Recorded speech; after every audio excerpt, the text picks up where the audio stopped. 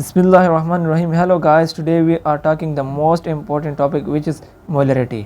आज हम मोलरिटी पर बात करेंगे कि मोलरिटी है क्या और ये किस तरह फाइंड हो सकते हैं। ठीक है, इससे पहले अगर आप हमारे यूट्यूब चैनल पर नए हो तो प्लीज़ सब्सक्राइब करें। तो चलिए पढ़ते हैं कि मोलरिटी क्या है, हम इसको किस तरह फाइंड कर सकते हैं। ठीक है, molarity is a concentration unit, ये कंसंट्रेशन यूनिट है। ठीक है, इस बात को समझिए, कंसंट्रेशन यूनिट किसे कहते हैं, यानी इसके ज़रिए मोलरिटी के ज़रिए हम एक सोल्यूशन की कंसंट्रेशन को मेजर कर सकते हैं। ठीक है, ये इसलिए कंसंट्रेशन यूनिट है। आसान अल्फाज में हमारे पास एक सोल्यूशन है, हम इसके कंसंट्रेशन को मेजर करने के लिए क्या यूज़ करते हैं, मोलरिटी यूज़ करते हैं। ठीक है, कि ये सोल्यूशन ज़्यादा है मिकदार में है या कम मिकदार में है, तो इसके लिए हम क्या यूज़ करते हैं, मोलरिटी। ठीक है, ये इसलिए कंसंट्रेशन यूनिट है। It is defined as the number of moles of solute dissolved per dm cube or liter of a solution. जितने number of moles of solute dissolve हो जाए पर डीएम क्यूब या लीटर ऑफ सोल्यूशन में, उसको हम molarity कहते हैं। आसान अल्फाज में ये है कि 1 लीटर सोल्यूशन में जितने number of moles of solute ये डिजोल्व हो जाए तो उसको हम मोलरिटी कहते हैं। ठीक है, it is represented by M, और हम इसको लार्ज एम से रिप्रेजेंट करते हैं। ठीक है, इसका फार्मूला ये है, molarity is equal to number of moles of solute divide by volume of solution in dm cube. Number of moles of solute हम इसको डिवाइड करेंगे volume of solution in dm cube में। ठीक है, तो इससे हमें मोलरिटी फाइंड हो सकती है। क्योंकि मोलरिटी में नंबर ऑफ मोल्स का जिक्र किया गया है, तो नंबर ऑफ मोल्स किसके बराबर है, मास of solute divide bye molecular mass या मोलर मास ऑफ सोल्यूट। ठीक है, मैंने इसको आसान लिखा है, mass divide by molecular mass. ठीक है, सबसे पहले हम नंबर ऑफ मोल्स फाइंड करेंगे, इसके बाद हमारे पास मोलरिटी आ जाएगी। ठीक है, मैंने कुछ न्यूमेरिकल्स लिखे हैं, न्यूमेरिकल्स से आप लोगों का कंसेप्ट क्लियर हो जाएगा, फिर आप लोगों को आसानी होगी मोलरिटी फाइंड करने में। ठीक है, तो मेरे पास कुछ न्यूमेरिकल्स है। ये एक न्यूमेरिकल यहाँ पर दिया गया है, 5.85 gram of NaCl is dissolved in water so as to make 500 centimetre cube of solution, determine the molarity of a solution. तो ये एक न्यूमेरिकल है, हम आसानी के लिए यहाँ पर लिख देंगे गिवन, कि हमें इस न्यूमेरिकल में क्या दिया गया है। ठीक है, गिवन। तो इस न्यूमेरिकल में देखते हैं कि यहाँ पर क्या दिया गया है, 5.85 ग्राम ऑफ NaCl, यानी mass of NaCl, mass of NaCl ये हमें दिया गया है 5.85 ग्राम।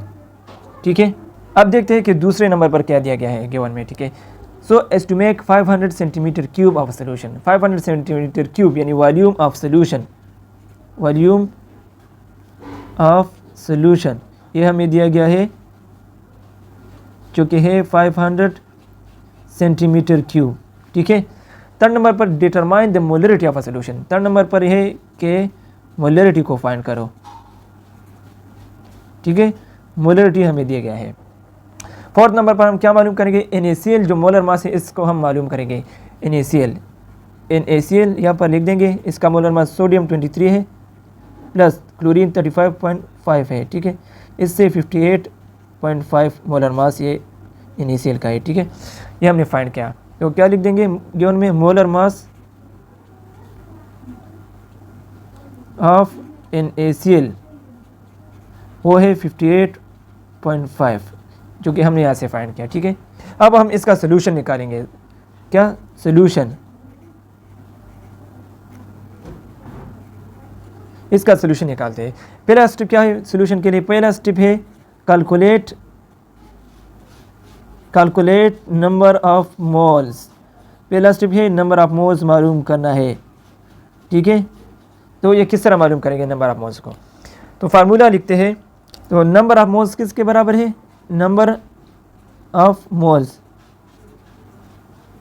ये बराबर है मास of solute divide by molar mass of solute.